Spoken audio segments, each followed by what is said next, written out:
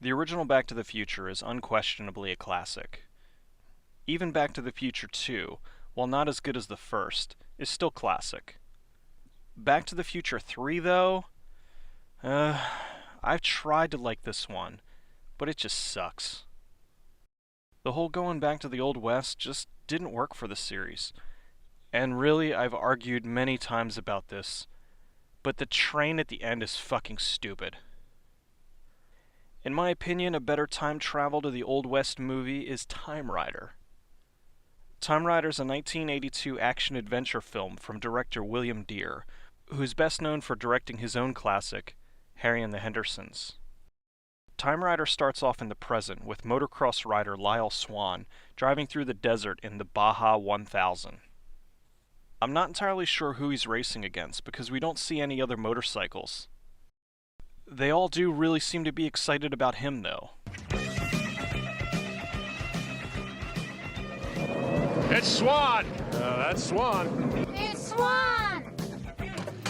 Swan coming in? At the same time nearby, a group of scientists are conducting an experiment to send a monkey back in time 100 years. Swan sees the equipment, thinks that it's markers for the race. He gets close and ends up getting sent back in time. Not realizing what just happened, he drives off into the desert. He encounters an old guy who's terrified of him and has a heart attack. In the present, his team send out a search party looking for him. Back in the past, we see three bandits, Porter Reese and the two Dorset brothers. They see Swan and his motorcycle and they want to steal it. They chase after him and he escapes. They chase after him and he escapes. They chase after him and he escapes. They chase after him and this is getting old. Finally, they end up in this small town, and local sexpot Claire hides him from the bandits. She shoots Carl in the face, and the bandits leave. Lost and confused, Swan talks to Claire to try to find out where he is. Claire then forces Swan to have sex with her. Take off your clothes. What? You heard me, Mr. Swan. I do not believe this. You can't. I mean, a girl can't. I'm very serious. You take them off. She's a pretty girl. Why would she have to force a guy to have sex with her? Coochie smell? The people of town are afraid of Swan because they think he's the devil or a demon. We find out this little bit about Swan's necklace. What's this? It was my well, I don't know, way back there someplace, great-grandfather's. My grandmother stole it from him.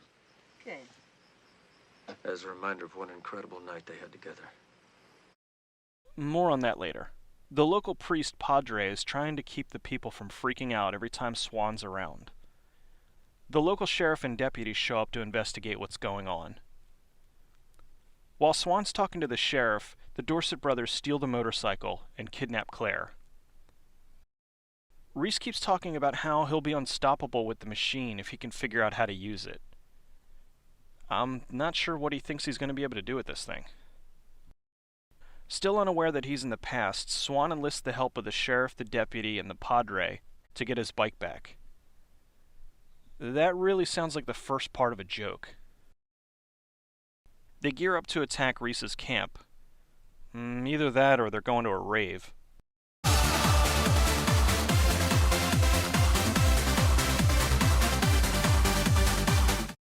The group attacks the camp, but Reese tricks the sheriff and kills him. Well, here it is. Heroics, Miss Claire. Heroics. Reese's gang chases after them until they reach a cliff.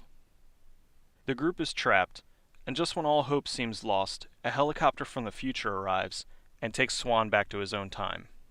It isn't until this point when Swan finally realizes he's been in the past this whole time. The soundtrack for this movie is really good. Turns out Michael Nesmith of the Monkees not only did the score, but he wrote the film as well. I wonder if that's why a monkey was being sent back in time. Nesmith was an avid motorcycle enthusiast, and he even raced in the Baja 1000 under the name Timerider. He teamed up with political satirist P.J. O'Rourke for the race, and he went on to write about it in his 2009 book, Driving Like Crazy. Lyle Swan is played by veteran actor Fred Ward. I'm so used to seeing him play a hard-ass in movies like Tremors and Remo Williams. It was cool to see him playing something a little more low-key. Belinda Bauer played Claire. She did a good job of playing the love interest, and was definitely more of a tough chick than a damsel in distress. Peter Coyote played Porter Reese. He's made a career out of playing either a lawman or a villain. He was great in E.T., and really good in the often overlooked Bitter Moon. He recently played the president in the cancelled Way Too Soon show Flash Forward. He's currently playing a district attorney in Law & Order, Los Angeles. This movie was also Miguel Sandoval's first film. He's currently playing D.A. Davalos in the long-running but recently cancelled show Medium. God damn it, I really like that show. I have this movie on DVD and VHS, and there's a little bit of a problem. Towards the end of the film, here's what happens to Porter Reese in the VHS version.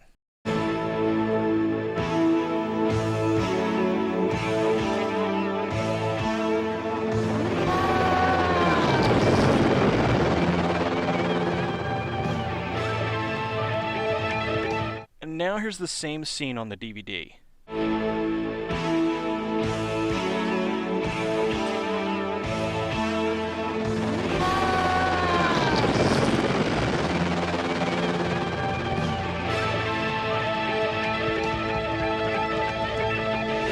What? The DVD was released in 2001, 19 years after the film was first released. What would possess them to censor it? The film's PG, but the scene was there when it was in theaters. Why change it now? Anchor Bay, the company who released the DVD, said that this cut was restored from the only usable negative. Oh, okay, that makes perfect sense. Except that it's currently playing on Hulu with the original scene. And the Laserdisc has the original scene. And it played on the MGM HD channel in full 1080i with the original scene. So, that answer's bullshit.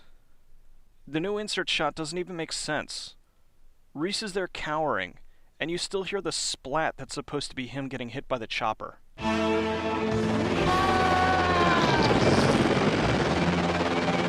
They could have at least put it on the DVD as a deleted scene.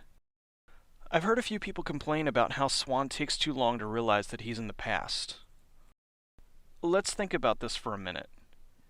You're a motocross rider that takes a wrong turn in the desert and ends up in a small villa. Why would you think that you went back in time? I guess every time I go to a farmer's market, I'm time traveling. It skirted the line just enough to where he didn't realize it until close to the end.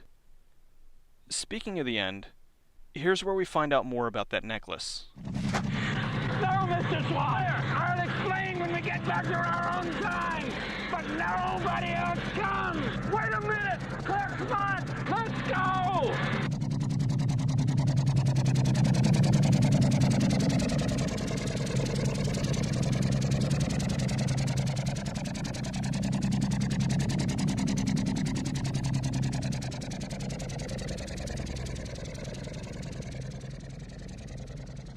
My grandmother stole it from him as a reminder of one incredible night they had together.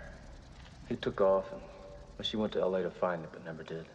She started her own business. Nobody remembers what, at least they ain't saying. And became the great matriarch of the Swan clan. Wait a minute. He's from the future, but she took the necklace from him in the past. That could only mean one thing. I'm my own grandpa. Everybody! I'm my own grandpa. It's a funny I know.